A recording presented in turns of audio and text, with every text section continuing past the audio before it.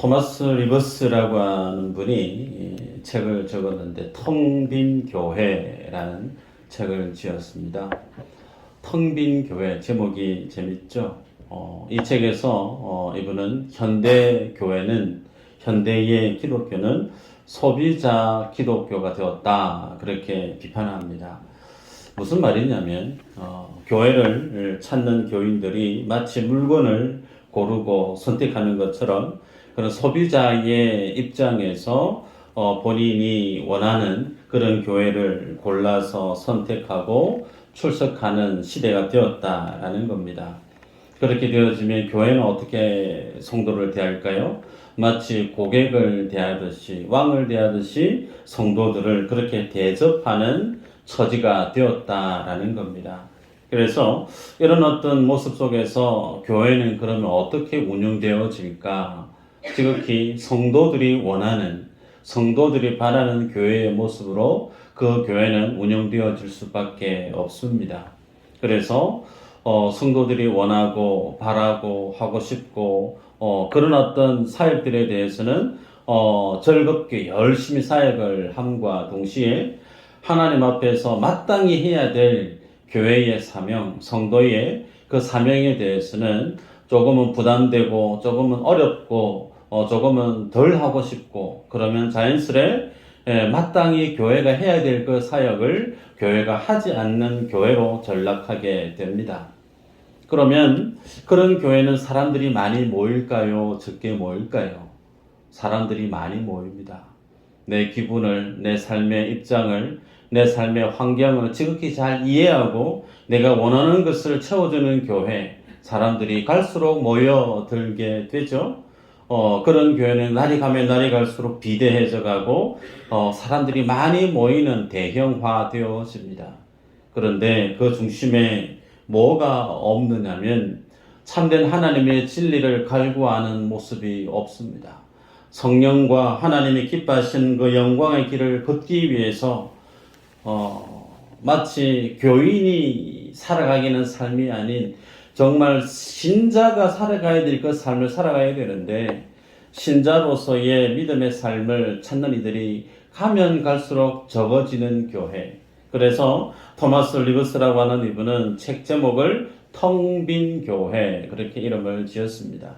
여러분 많은 사람들이 교회 안에 교인은 많이 늘어가고 있는 시대 속에 신자를 찾아보기가 어려운 시대가 어쩌면 오늘 우리가 살아가고 있는 이 시대가 아닌가 싶어요. 이런 어떤 모습 속에서 오늘 우리 자신을 반추해 볼 필요가 있습니다. 나는 정말 교인이 아닌 하나님을 제대로 신뢰하고 믿고 따라 걸어가고 있는 신자의 삶을 살아가고 있는 사람이 맞는가? 내가 교인이 아닌 썬데이 크리스찬이 아닌 정말 크리스찬으로 하나님을 정말 따라 닮아가기를 힘쓰는 신자의 삶을 살아가고 있는 나의 믿음의 걸음이 맞는가? 그런 관점에서 오늘 시편 44편은 우리에게 믿음의 큰 교훈을 주는 것을 보게 됩니다. 표지어를 보시면 고라 자손의 마스길 인도자를 따라 부르는 노래 그렇게 되어져 있을 거예요. 마스길이라고 하는 말의 의미는 교훈하다, 교훈 그런 뜻을 지니고 있죠. 여러분 그렇다면 시편 44편이 우리에게 주는 교훈을 오늘 우리들은 찾아가야 될 이유가 있습니다.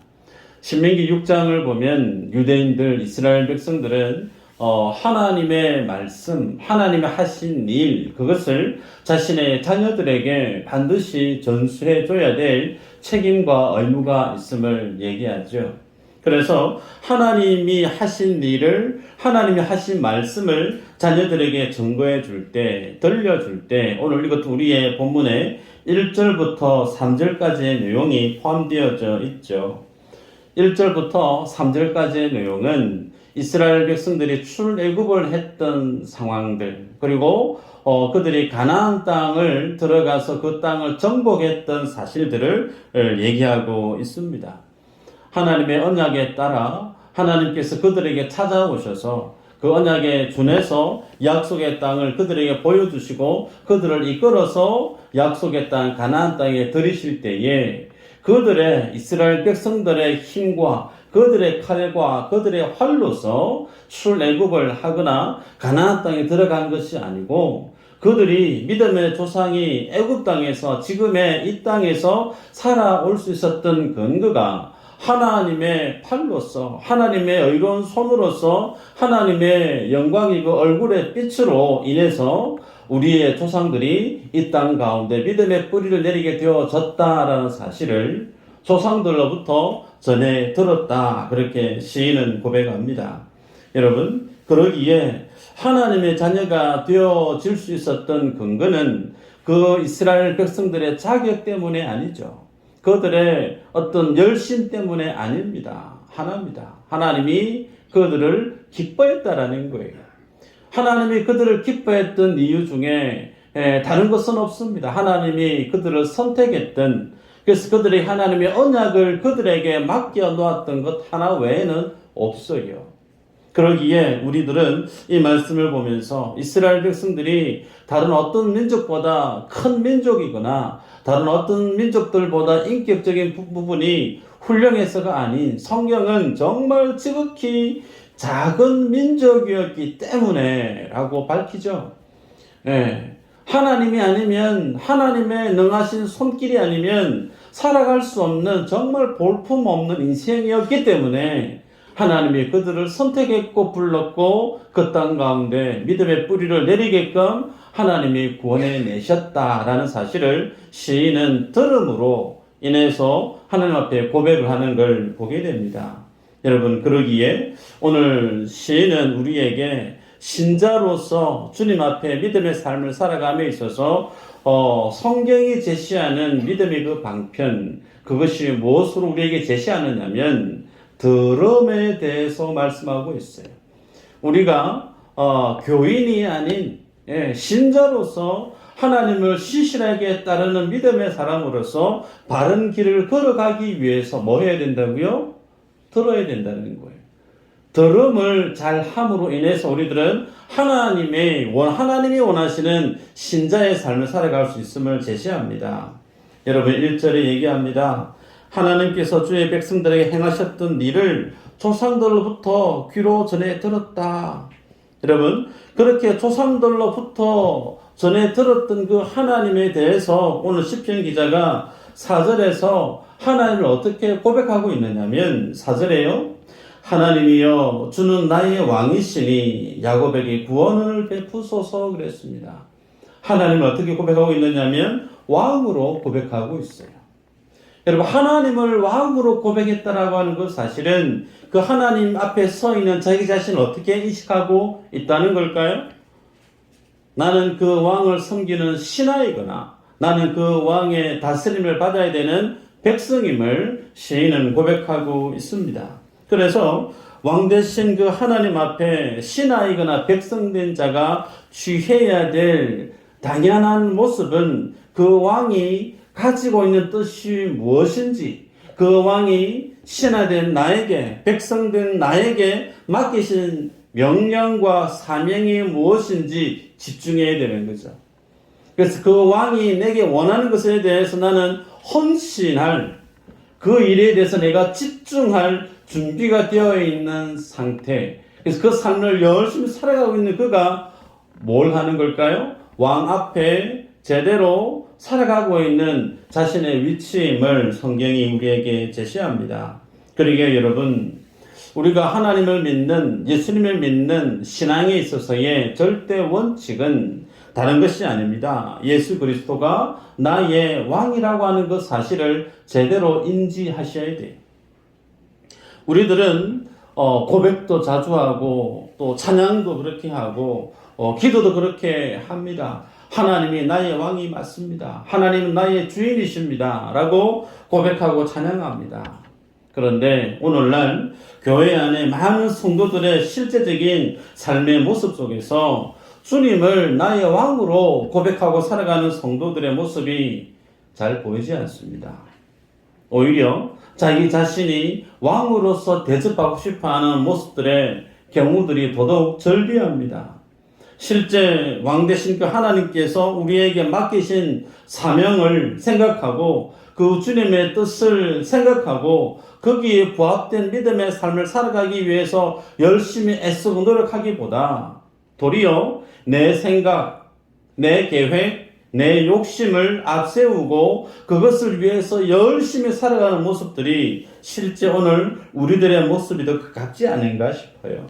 여러분, 이런 모습이 정말 하나님을 나의 왕으로 섬기는 모습이 맞는가? 아니겠죠. 아닐 거예요.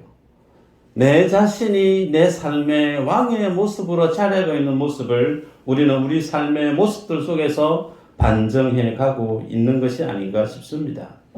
여러분, 그런데 오늘 시편 기자가 하나님을 자기의 왕으로 어떻게 고백을 했느냐면 1절에 밝힙니다. 옛날에 하나님이 행하신 그 일을 우리의 조상들로부터 전에 들은 것 때문에 전에 들었던 그 사실에 의해서 하나님을 오늘 시인은 자신의 왕으로 고백하는 것을 보게 되죠. 그 당대에 살지 못했습니다. 그 당대에 본 적도 없습니다. 그런데 조상에 의해서 전해 들었던 그 하나님 행하신 일들과 하나님이 주신 그 말씀을 전해 들음으로 인해서 하나님이 정말 나의 왕이 맞으시구나. 그분 앞에 나는 그 주님의 백성임을 들음으로 인한 믿음의 바른 질서가 세워져 있는 시인의 모습을 우리가 발견하게 되죠. 그러면서 시인은 하나님께로부터 들었던 그 들음에 대해서 구체적으로 어떻게 3절에 고백하고 있느냐면 조상들이 자신들의 칼과 활로 그 땅을 차지한 것이 아님을 압니다. 우리가 읽었던 것처럼 하나님의 오른손과 팔로 하나님의 권능과 하나님의 얼굴의 빛으로 하나님이 우리들에게 그 땅을 주셨음을 고백을 하죠. 그것을 통해서 하나님이 나의 왕이십니다 라고 하는 믿음의 고백을 이 시인은 고백하고 있다는 사실이죠. 그러니 여러분, 하나님과의 바른 믿음의 관계를 회복하고 신자로서의 삶을 살아감에 있어서 오늘 성경이 우리에게 제시하는 첫 번째 교훈은 들어야 된다는 거예요. 여기에 특별한 경험이 없습니다. 신비한 체험 없습니다. 단순히 하나님 행하신 일들과 하나님이 남겨놓으신 말씀이 전부예요. 그것을 귀담아 들었다라고 하는 것이 전부입니다. 여러분, 많은 사람들이 신앙생활 해가면서 한 번쯤 가지게 되는 생각이 뭐냐면 특별한 체험을 좀 하면 신비한 경험을 좀 내가 하면 내 신앙이 내 믿음이 좀 더 깊어질 것 같다라고 하는 그런 기대감을 한 번쯤은 지니게 되는 것 같아요. 사실일까요? 사실 아니에요. 성경에 보니까요, 전혀 그렇지 않음을 숱하게 우리에게 보여주지 않습니까? 홍해를 건넜던 이스라엘 백성들, 건넜던 그 당시에는 소고치고 장구치면서 하나님 앞에 손들고 찬양합니다. 그 하나님 앞에 영광을 올려들어요. 그런데 몇 발짝 못 가서 물이 쓰다고 하나님 앞에 원망 불평을 쏟아냈던 그들 무려 40년 동안 광야에서 그렇게 원망 불평 쏟아내다가 1세대가 거의 다 죽고 말았습니다.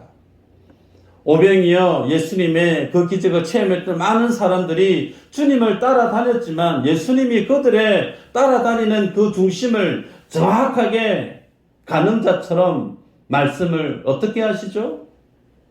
기적을 보고 따르는 것밖에 없다. 육신을 위해서 먹고 살기 위해서 저들이 나를 따름이지 표적을 보고 그 표적이 뜻하는 바가 뭔지 바른 믿음이 뭔지 진리가 뭔지 그것에 갈구하고 그것 때문에 나를 쫓는 것이 아니다라고 왕 삼으려고 했던 많은 무리들이 몰려들을 때마다 주님은 피해 다니셨어요. 참된 신앙의 모습이 어디에 있는가? 하나님 앞에서 우리의 바른 신자의 믿음을 세워가기 위해서 성경이 우리에게 제시하는 믿음의 방편은 들음입니다. 사도 바울이 얘기하죠. 로마서 10장 17절에 그러므로 믿음은 들음에서 나며 들음은 그리스도의 말씀으로 말미암는다 라고 우리에게 제시합니다. 그러니까 여러분, 신자의 삶으로 살아감에 있어서 우리가 하나님의 말씀을 듣는 것, 이거 하나만 잘해도 부족함이 없어요. 혹 우리 안에 그럼에도 불구하고 신비한 체험을 좀 해봤으면, 나도 환상을 좀 경험하고 나도 뭔가 특별한 어떤 신비한 체험을 했으면 참 내 믿음이 뜨거워질 것 같고 지금보다 더욱더 진지한 능력 있는 믿음의 자리에 설 것 같은 그런 기대감이 혹 있으십니까? 플라시보 효과 외에는 별 기대할 바가 못 됩니다. 플라시보 효과 가짜인데, 실제가 없는데 실제인 양 느껴지는 그 느낌, 그것이 전부라는 거예요.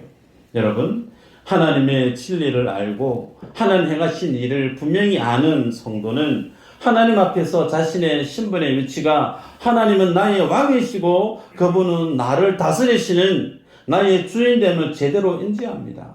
그래서 하나님의 진리와 하나님의 말씀을 제대로 들은 성도는 참된 성도의 행복이, 참된 믿음의 생명이 어디에 있느냐면 하나님이 나의 왕으로서 나를 철저하게 완전하게 다스리시는 그 하나님의 다스리심을 받는 것. 여기에 참된 안식이 있고 여기에 참된 생명이 있음을 제대로 압니다.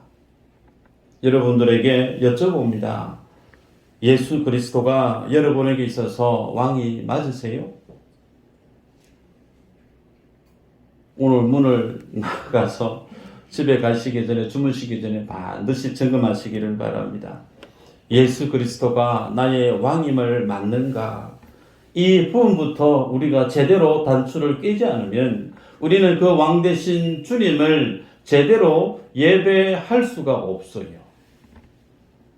왕 대신 주님이 나의 주인임을 제대로 내 속의 믿음의 질서를 첫 단추부터 제대로 꿰지 않으면 그 이후에 그 모든 것들은 아무런 하나님과 하등의 관계가 없는 종교 행위로 끝나버리고 만다는 사실이죠. 그러면 하나님이 예수 그리스도가 나의 실제적인 왕이 맞습니다라고 하면 그 다음 단계가 있습니다. 그러면 그 하나님을 내가 어떻게 왕답게, 나의 주인답게 그 하나님을 섬길 수 있을까? 그 왕을 왕답게 섬기는 삶의 모습은 무엇일까? 성경이 우리에게 제시하죠. 5절에서 8절까지인데요. 우리 한번 읽어볼까요? PPT가 있을 겁니다. 한번 읽어보십시다. 시작. 우리가 주를 의지하여 우리 대적을 누르고 우리를 치러 일어나는 자를 주의 이름으로 알거니와 나는 내 활을 의지하지 아니할 것이라. 내 칼이 나를 구원하지 못하리이다. 오직 주께서 우리를 우리 원수들에게서 구원하시고 우리를 미워하는 자로 수치를 당하게 하셨나이다. 우리가 종일 하나님을 자랑하였나이다. 우리는 하나님의 이름에 영원히 감사하리이다. 아멘. 자, 말씀을 보면요, 시편 기자가 하나님이 나의 왕이십니다 라고 하는 믿음의 고백을 하면서 그 사실의 내용을 알고 난 이후에 세 가지의 결심을 하는 걸 기록하고 있습니다. 순차적으로 보니까 주를 의지하겠다라는 거예요. 주를 의지하겠다. 어떻게 의지하는가? 내 활을 의지하지 않겠습니다. 그렇게 얘기합니다. 내 능력을 의지하지 않겠다라는 거예요. 그래서 마지막으로는 오직 주께서 나의 원수들 속에서 나를 구원해 주실 뿐만 아니라 그 하나님이 나를 구원해 주신 그 주님으로 인해서 내가 하나님을 자랑할 것이고 그 하나님을 내가 종일토록 찬양하겠습니다 라고 하는 자기의 결심을 고백하는 것을 보게 됩니다. 여러분, 그래서 왕을 왕답게 섬기는 가장 첫 번째 모습, 가장 두드러지는 모습이 뭐냐면 왕이 자기 자신을 다스리고 책임지시는 분임을 아는 거죠. 왕이 나의 왕임을 정말 제대로 인지하고 아는 성도는 그 왕이 나를 다스림에 있어서 나의 모든 것을 어떻게 할까요? 내어 맡긴다는 거예요. 그래서 하나님을 하나님답게 내가 예배할 수 있는 그 믿음의 구체적인 모습은 내어 맡김이라는 거예요. 하나님이 나의 왕임을 제대로 인지하는 성도는 그 주님을 철저하게 의지함으로 내 삶의 모든 영역들을 그 하나님께 내어 맡긴다는 겁니다. 여러분, 이것이 하나님을 나의 주인답게, 하나님을 나의 왕답게 섬기는 가장 첫 번째 모습임을 여러분 기억하시기를 바랍니다. 시편 기자는 주님을 자신의 왕으로 고백을 했고 알고 있습니다. 그래서 자기 칼, 자기 활 이제 내려놓겠다는 거예요. 심지어 자기 원수들이 앞에 절비하게 있는데 그 원수를 갖기 위해서 내가 칼 휘두르고 내 힘을 어떻게 해보겠다는 것 하지 않는다는 거예요. 원수 갚는 것까지도 어떻게 해요? 하나님께 내어 맡기는 겁니다. 누구? 하나님이 나의 왕이시기 때문에 내가 하지 아니해도 하나님이 나의 모든 원수들까지 주님이 친히 정리정돈, 교통정리 하시겠다는 겁니다. 그 주님을 나는 바라만 보고 그 주님을 위해서 나는 종일토록 자랑하고 찬양하겠다라고 고백하는 것을 보게 되죠. 자, 여러분, 오늘 시인이 이렇게 하나님이 나의 왕임에 대한 믿음에 드러나는 그 모습이 자신의 삶을 주님께 내어 맡기는 것으로 고백하고 있는데, 그렇다면 오늘 나는 어떤가 자문해 볼 필요가 있죠. 여러분들은 여러분의 삶을 하나님께 내어 맡기고 살아가고 계십니까? 하나님이 나의 왕임을 믿는다면 그 왕 대신 그 하나님께서 친히 나의 모든 상황들, 삶들을 온전히 책임져 주시고 다스려 주시고 가장 좋은 길로, 가장 선한 길로 우리를 이끌어 주실 줄 믿음으로 인해서 자신의 모든 것을 내어 맡기는 모습이 있어야 되죠. 하나님이 백성들을 책임지는 왕임을 믿는다면 다분히 인생은 그 하나님으로 인해서 내가 어떤 삶의 위치에 있든 처지에 있든 그 왕이 전능하신 능력에 출중한, 더욱이 그 왕이 나를 사랑하고 있다라고 하는 분명한 믿음의 확신이 있는 성도는 어떤 처지든 어떤 환경이든 그 마음에 평안함이 자리합니다. 여러분, 이 믿음의 평안이 자리하는 사람은 자기 칼, 자기 활 휘두르지 않는데요. 여러분에게 여쭤봅니다. 속으로 답해 보시기를 바라요. 하나님을 나의 왕으로 고백을 하고 찬양을 하고 기도를 하면서 바쁘고 힘든 세상살이를 다 등에 짊어지고 교회 문턱을 넘어서 이 자리에 앉아 계신 분들이 계실 겁니다.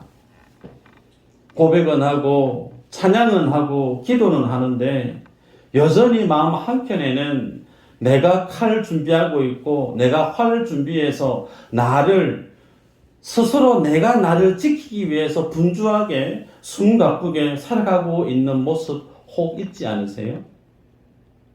만약에 그런 모습이 내 안에 있다라고 하면 여러분 세 가지 중에 하나입니다. 첫 번째, 믿음이 없는 거예요. 두 번째, 하나님을 아직도 모르시는 겁니다. 세 번째, 하나님이 나의 왕이 아직 되어지지 못해 있다라는 겁니다. 소위 하나님께 내 삶을 온전히 내어 맡기지 못하고 있는, 주님을 나의 주인으로 고백은 하고 찬양은 하고 기도는 해도 내 삶의 실제 삶의 전 영역에서는 전혀 내어 맡기지도 못하고 내어 맡기지 못했다라고 하는 증거는 내 마음속에 불안이 있다는 거예요. 긴장이 있다는 거예요. 그 하나님의 평안의 나를 삶을 주도하지 못하고 있기 때문에 여전히 나는 내가 나를 지켜가기 위해서 다른 사람들보다 뒤처지지 않기 위해서 숨가쁘게 살아가고 있는 그 삶의 한복판에 무엇이 드러나고 있느냐면 하나님을 신뢰하는 믿음이 내 안에 없구나. 하나님이 아직 어떤 분인지 내가 잘 모르고 있구나. 그 하나님이 나의 왕 되심을 내가 아직도 제대로 인지하지 못하고 있구나. 이 세 가지 중에 하나라는 사실이에요. 여러분 말씀 앞에 솔직해지십시다. 주일날 예배하러 교회 사모함으로 오신 거 너무나 감사하고 반갑고 제가 감동이 돼서 서두에 눈물이 핑 돌았습니다. 근데 그게 중요한 게 아니죠. 내 마음속에 삶의 무게가 있고 짐이 있고 괴로움이 있는데 그거 주님 앞에 내어 맡기지 못하고 여전히 내 마음속에 불안이 있고 두려움이 있고 긴장 상태로 교회 문을 떠나간다라고 하면 여러분, 그분은 아직까지 주님을 나의 주인으로 제대로 된 믿음의 관계가 정립되어 있지 못함을 반증합니다. 왜 이렇게 살아갈까요? 왜 이렇게 살아갈까요? 나는 예수님 잘 믿고 싶은데, 정말 나는 그 주님께 내 모든 것을 내가 맡기고 싶은데, 교회에 와서 찬양할 때는 잠시 잠깐 그 마음의 평안함이 있는 것 같은데, 교회 예배를 다 드리고 문턱을 넘어서 집으로 일상으로 돌아가 버리면 여전히 내 마음은 긴장이 있고 두려움이 있고 초조함이 있는 이유가 어디에 있을까? 여러분, 하나님을 왕으로 믿지 않기 때문에 그래요. 하나님을 나의 왕으로 믿는 사람은 그 왕이 내게 맡기신 사명 때문에 밤잠을 설칩니다. 여러분의 직장생활 해보셔서 알 거예요. 나에게 뭔가를 책임이 주어지면, 어떤 과업이 주어지면 그것을 잘 해결하기 위해서 얼마나 큰 스트레스를 받습니까? 그것을 잘 해내기 위해서 고민하고 준비하고 애쓰고 수고하고 잘 될까 못 될까 밤잠을 설쳐가는 일들이 비일비재하지 않습니까? 하나님이 나의 왕이라고 하면 우리의 관심은 하나님의 뜻이 무엇인지에 대해서 관심을 가지는 것이 지극히 당연해요. 그리고 그 주님이 내게 맡기신 사명이 뭔지에 대해서 그 중압감으로 때로는 밤잠 한 번 정도는 설칠 수 있습니다. 그런데 전혀 한 번도 신앙생활하면서 주님이 내게 맡기신 사명 때문에, 그 직분 때문에 몸부림 한번 쳐보지 못했다라고 하면 그분은 누구를 섬기고 살아가는 인생이냐면 하나님이 아니에요. 나를 섬기고 살아가고 있는 겁니다. 내 생각, 내 계획, 내 욕심을 완성해 가기 위해서 가장 좋은 방편이 뭐냐면 하나님 앞에 나와서 도움을 구하는 거예요.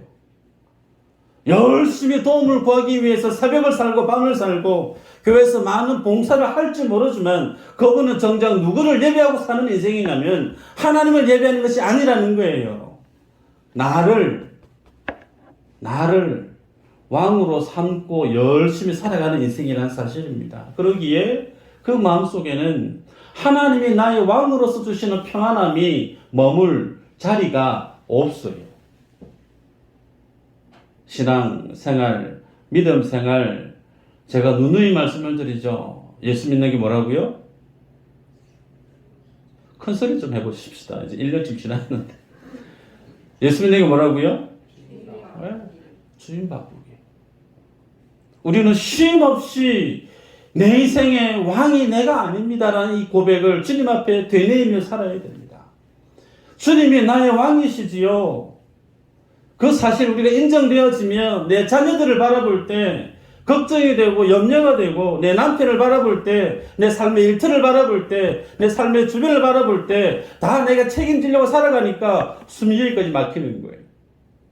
그거 아니라는 겁니다. 누구 거예요? 그거 전부 다 하나님. 그 주인이 하나님이면 주님께 내어 맡기면 그시로 모든 무게가 다 자유함을 누리게 됩니다. 여러분, 오늘 본문에서 우리에게 교훈합니다. 시인은 하나님을 나의 왕임을 고백하며 살아가는데 정작 그의 삶의 현실을 우리가 읽지 아니했지만 9절부터 말미까지의 내용은 정반대의 내용에 빼곡히 채워져 있습니다. 9절에 얘기합니다. 그러나 이제는 주께서 우리를 버려 욕을 당하게 하시고 우리 군대와 함께 나아가지 아니하시나이다. 10절에서 14절까지는 주어가요 하나같이 주께서 그렇게 얘기하면서 주께서 대적에게 우리를 폐기했습니다. 주께서 우리 여러 민족들에게 잡아먹힐 양처럼 만드셨습니다. 주께서 우리를 홀값에 팔아버렸었습니다. 주께서 우리를 욕을 당하게 하시고 조소를 당하게 하시고 조롱을 당하게 하시고 하루 종일 능욕과 수치를 당하게 했습니다. 주님이 우리를 돌아보지 않기 때문에 그렇습니다. 하나님 앞에 원망과 불평과 서운함과 하소연을 쏟아내는 시인의 고백을 보게 됩니다. 그런데 더더욱이 참 마음에 더 큰 아픔이고 더 쓰라림이 뭐냐면 23절부터 26절까지예요. 읽어볼까요? 23절 시작. 주여 깨소서 어찌하여 주무시나이까. 일어나시고 우리를 영원히 버리지 마소서. 어찌하여 주의 얼굴을 가리시고 우리의 고난과 압제를 잊으시나이까.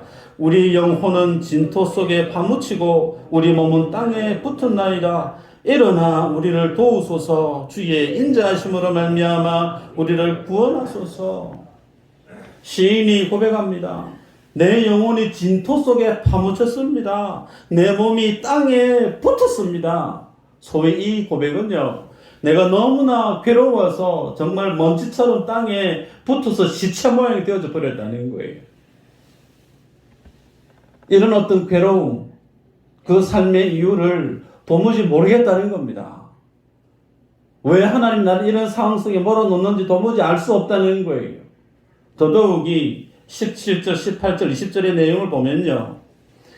이 모든 일이 우리에게 임하였으나 우리가 주를 잊지 아니하며 주의 언약을 어기지 아니하였나이다. 우리의 마음은 위축되지 아니하고 우리 걸음도 주의 길을 떠나지 아니하였으나 소위 믿음의 길, 언약의 길, 예배자의 길, 세상 가운데 타협하지 아니했다는 거예요. 세상이 어떠하든 나는 열심히 그럼에도 불구하고 하나님이 원하시는 그 말씀의 길을 벗어나지 않기 위해서 열심히 최선을 다했다는 겁니다. 그런데 그렇게 믿음의 삶을 열심히 살았지만 주님 우리에게 주신 것이 뭐냐면 종일 주를 위하여 죽임을 당하게 하는 도살장의 양같이 여김을 받게 했습니다. 라고 22절에 고백합니다. 여러분 성도가요. 신앙생활할 때 최고의 위기가 있습니다. 그 위기는 건강상의 적신호 혹은 사업상의 금전적인 부분에 있었던 적신호, 사랑하는 사람이 먼저 내 곁을 떠나가는 어떤 아픔, 하나같이 어느 것 하나 만만한 것들이 없어요. 하나같이 다 우리에게 힘겹고 어렵습니다. 그런데 그것보다 더 힘든 게 뭐냐면 내가 하나님의 믿음의 삶을 잘 살았는데, 내가 사명 따라 살았는데, 주의 진리 따라 열심히 살았는데 왜 내 삶들 속에 내가 감당하기도 힘든 이런 고난을 주시지요? 그 고난을 주시는 이유를 알지 못할 때 정말 성도는 그 순간순간이 가시밭길이고 도망치고 싶고 믿음의 끈을 한 번쯤 놓고 싶은 그런 위기에 내몰릴 때가 있습니다. 근데 그 삶을 살아냈던 한 사람이 성경에 소개되죠. 누구냐면 욥입니다. 욥이 그랬어요. 자기는 그와 같은 큰 고난을 당할 만한 죄를 범한 적이 없는데 친구들이 와서 네가 죄를 지어서 그러는 거 아니냐, 네 회개해야 된다. 아니, 나 그런 죄를 범한 적이 없어. 나는 그런 죄를 범했던 적도 없고 나는 주의 율례의 말씀을 따라 지킨 것이 전부인데 나는 왜 이런 고난을 당했는지 잘 모르겠다. 친구들하고 열심히 논쟁하고 있어요.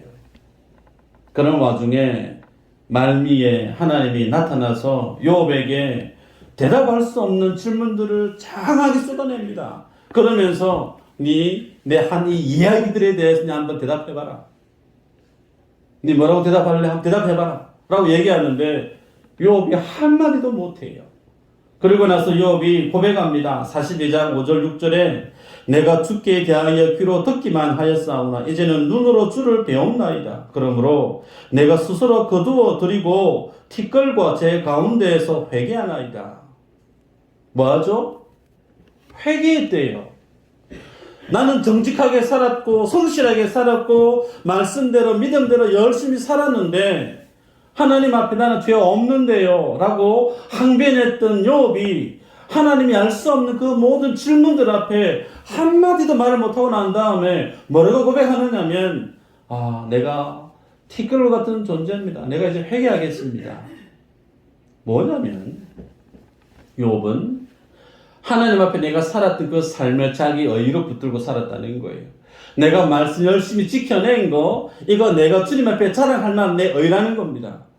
그래서 나는 죄 지은 적이 없다고, 당신들이 얘기하는 그런 불의한 사람이 아니라고 열심히 자기 항변을 했는데 하나님을 직접 만나고 나니까 하나님은 내가 가지고 있는 내 의보다 더 절대적이고 완전하신 분임을 비로소 알게 된 거예요.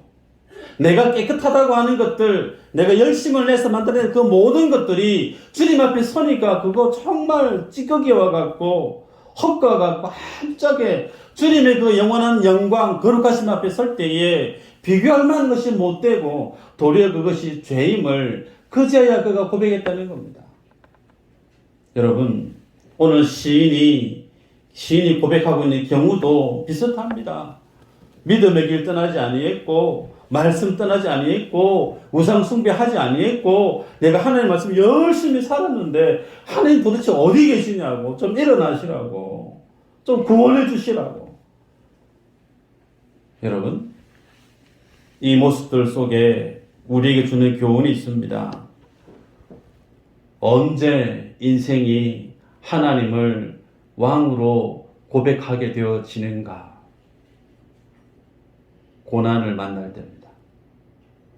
내 힘으로 감당할 수 없는 고난을 만날 때라야만이 성도는 내 힘으로 감당할 수 없으니까 뭐 할까요? 두 손 두 발 다 듭니다. 하나님 살려주세요. 그래서 오늘 읽었던 본문의 4절에 그 고난의 시간을 혁표히 쓰나미처럼 만나고 나서 그가 고백하는 고백이 여호와 하나님은 뭐라고요? 왕이십니다. 여러분, 세상의 고난을 경험을 해본 분들만이 하나같이 고백을 하는 것이 뭐냐면 세상은 내 힘으로만 살 수 있는 것이 못 되는구나. 아멘인가요? 건강도 내가 정말 건강했을 때는 건강에 대한 고민 하나도 안 하다가 건강이 정신화가 탕 불이 켜지니까 하나님 앞에 움츠리게 돼요. 사업이 잘 될 때는 막힘없이 잘 형통할 때는 하나님 앞에 새벽을 사는 성도가 드뭅니다. 죄송스럽지만. 그런데 자식의 문제가 터지고 사업에 부도 위기가 몰려오고 건강상에 내가 살지 죽을지 모르는 위치에 내몰리게 될 때 비로소 성도는 주님 앞에 나와서 엎드립니다. 그러지 않으면 인생은 하나님을 하나님답게 예배하는 법을 모릅니다. 제가 여러분을 무시하는 게 아니고요. 성경의 모든 인생들이 그랬다는 거예요. 우리들도 다르지 않다는 겁니다. 그러기에 고난이 성도에게 왜 유익일까요? 하나님을 비로소 하나님으로 알고 그 하나님 앞에 나의 왕되심을 인정하고 그분께 내 삶을 내어 맡기게 되어지기 때문에 고난이 유익한 겁니다. 내 힘으로 감당할 수 없을 때는 그제야 주님께 내 삶을 내어 맡기는 거예요. 주님이 아니어도 내가 해결할 수 있는 영역이면 주님 앞에 나오는 법이 없어요. 내 힘으로 다 정리정돈 다 할 수 있으니까. 말씀을 맺습니다. 여러분, 로마서 8장 17, 18절에 이렇게 얘기합니다. 자녀이면 또한 상속자 곧 하나님의 상속자요 그리스도와 함께하는 상속자니 우리가 그와 함께 영광을 받기 위하여 고난도 함께 받아야 할 것입니다. 현재의 고난은 장차 우리에게 나타날 영광과 좋게 비교할 수 없도다. 성도의 고난을 만날 때 아프고 힘든 것은 사실이나 그것 때문에 하나님을 제대로 보게 되어지면 그것이 가장 큰 복이라는 거예요. 이 믿음의 역사를 여러분이 기억하시고 고난 중에서도 주님으로 기뻐하고 주님으로 그 평안의 삶을 살아내는 모든 분들 되시기를 주의 이름으로 축복합니다. 기도합니다.